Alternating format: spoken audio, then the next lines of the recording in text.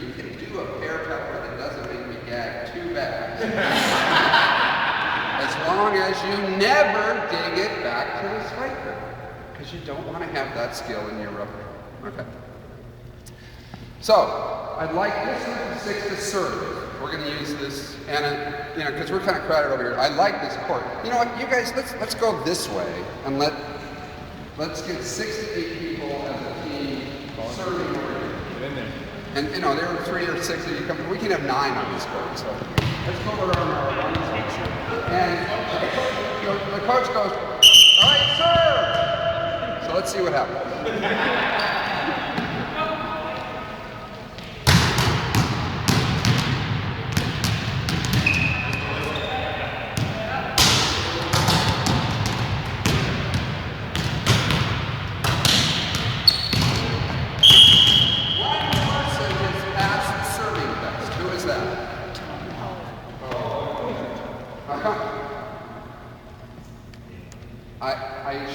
If I had a brain, I would have brought my banners. I have 3 banners. Parents equal teaching equals coaching, because good coaches follow the principles of teaching. Okay? Last time I checked, when I misspelled cat in 1st grade, I don't remember having to do push-ups or do wind sprints or any sort of physical punishment from a very good teacher. In fact, if your 3rd grade teacher, after you divided wrong, said, "Drop and give me 20, and then give me some wind sprints," or whatever, the principal would come in pretty quick and go, "Where did you learn to teach? You don't do push-ups after you misspell cat, or make an error, in other words." Okay, so game line is one of the other banners, and the last one says contacts per hour. Those are my 3 banners I carry around the world. And game line is what he's doing better than everybody else. How come? Because he went to his team. Yeah, every game and every point ever scored, the second you strike it, you gotta go play that defensive spot. What is our cultural tradition right here in Canada? Yeah, that's pretty good. There's no volleyball the way it is in the real game. So, you may do so. Okay? Because now, as they serve and stuff and do this, your team is going to do 2,000 short wind sprints every practice, which is part of what they've got to get good at, the ability to do a wind sprint, which is very specific to the task. And then get ready to go back and then wind sprint again, wind sprint again. Okay? So show us some of that action. Go. Do that again.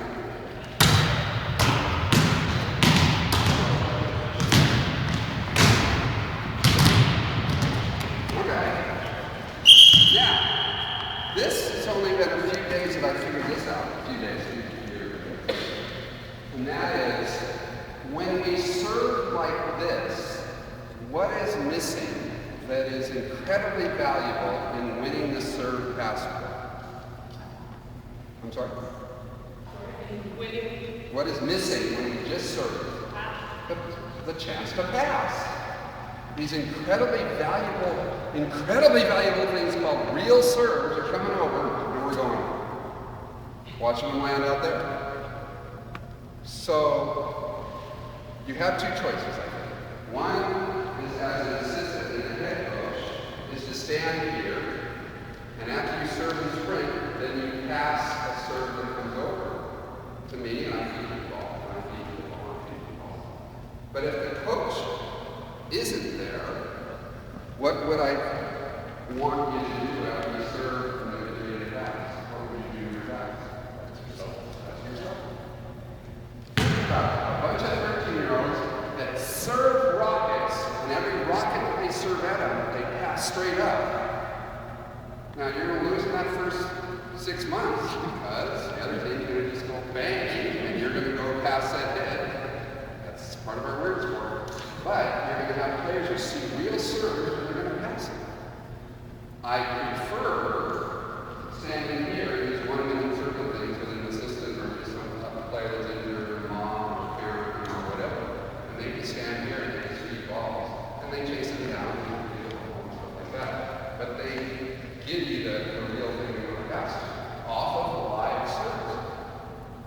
The other part is, I'm not going to show you here, but I would, well, let's ask him. This is cool. How many times do you average on a serve at the 16-year-old level before something happens and you lose the serve? How many serves on average? It's ballpark. Probably 2 to 3. Okay, 2 to 3. After you lose the serve, how many rotations until you serve again? Most of us say 6, but it ain't right.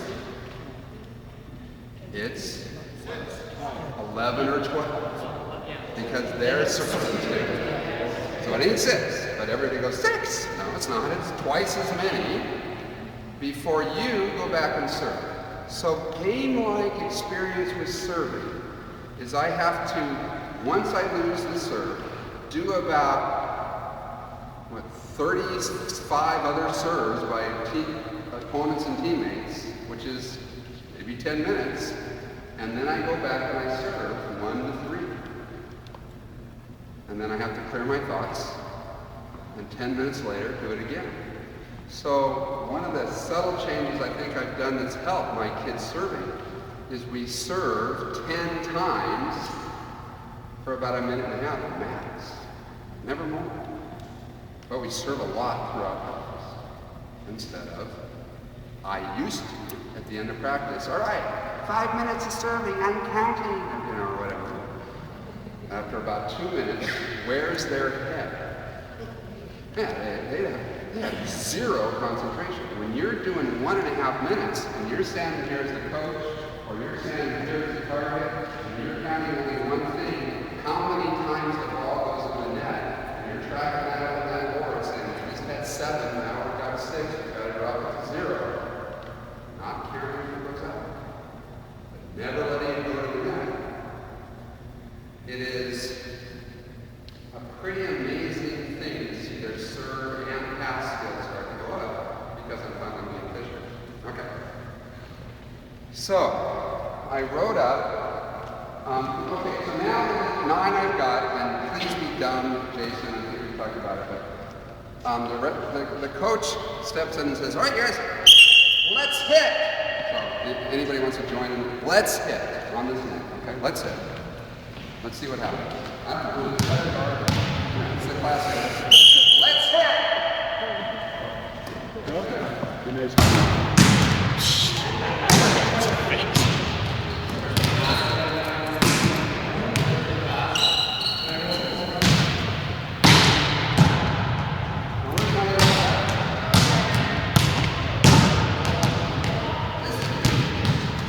It's close enough. We're going. So I hope you never do what you just saw again. Okay? You haven't figured it out, that's what my job is. How many times, or you're throwing the ball at her to hit, from where? On or off the court? Off. So that's first contact. I don't want you on my team. Okay? So this tradition, and this is nice that it came to life even on these mini courts, this tradition means that I fail to do an incredibly important thing, which is either pass or watch a team and learn to make the move to there. Our culture is that we stand up. Then we get to do this other thing. This is called the middle hitter dance. Okay, so I want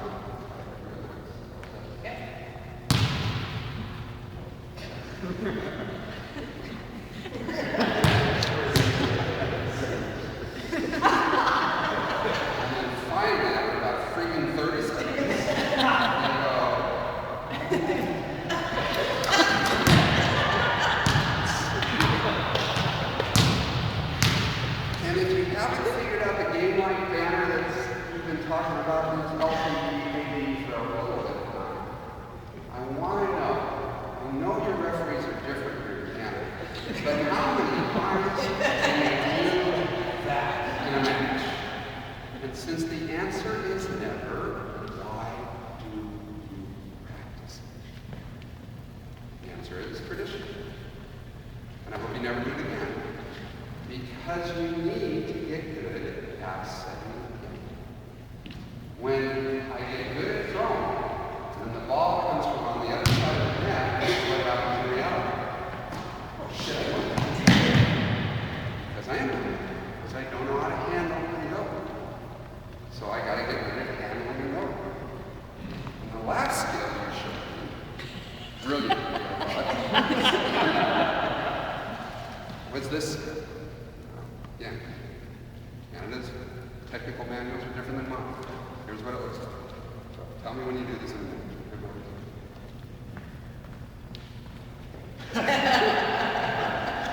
You're pretty good at this one, I thought. That was fantastic. Okay, that's all. When in a match you get to do that skill. Yeah. And I did it. Okay. And then I realized that there are 5 things I do after I hit. What are they? I stop, become a blocker, because I didn't kill it, and then I can go get the ball. Okay? Or more. That's a huge one. Think about it. I spent my life going like that. And then we get mad at them when they hit the block and they go, and not, shit, I'm getting the ball. They don't ever practice it until the real world. 3 more. That was very good. 5. I doubt it. I mean, you're going to cover your own thing. I mean, it's right after. Celebrate. That's mine. My favorite is this. Now, last time I checked, you don't blow it.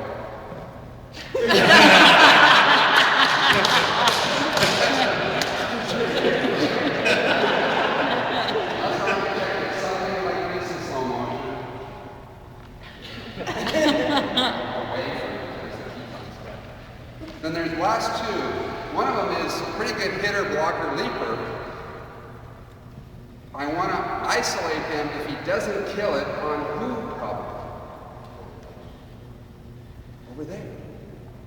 So you're going to land and realize you didn't kill it, and you got to get really good at doing this. And then go get the ball. Because of the ball. And the last one, it's pretty American, you're like,